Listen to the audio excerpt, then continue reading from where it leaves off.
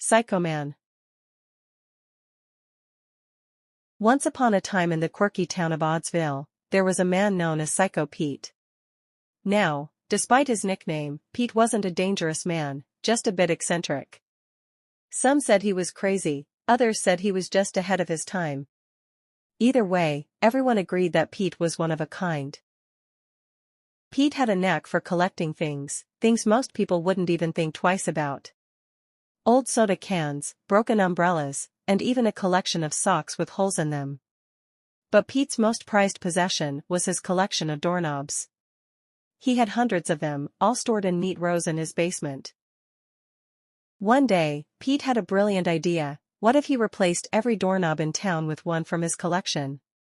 So, under the cover of night, he set out with a bag full of doorknobs and a screwdriver. He swapped the doorknobs on every door he could find, houses, shops, even the town hall. By dawn, every door in Oddsville had a new, mismatched doorknob. The next morning, the townspeople were baffled. Mr. Thompson's front door now had a shiny, gold-plated knob that looked like it belonged in a palace, while the mayor's office had a pink, heart-shaped one. Mrs. Jenkins found herself locked in her own bathroom because Pete had accidentally installed a doorknob that didn't turn. The town quickly realized who was behind the prank, and they all marched to Pete's house. But when they arrived, they found Pete sitting on his porch, surrounded by his remaining doorknobs, grinning from ear to ear. "Why'd you do it, Pete?" the mayor asked, trying to suppress a laugh. "Well," Pete said, scratching his head, "I just thought the town could use a little twist." The townspeople couldn't stay mad at Pete. After all, his antics had given them a good laugh, and it wasn't every day you got to see a doorknob that looked like a fish's head.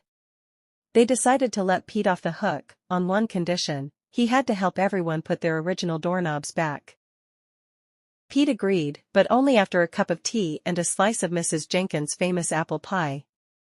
And so, with a screwdriver in one hand and a slice of pie in the other, Psycho Pete set off on another adventure, this time to undo his own handiwork.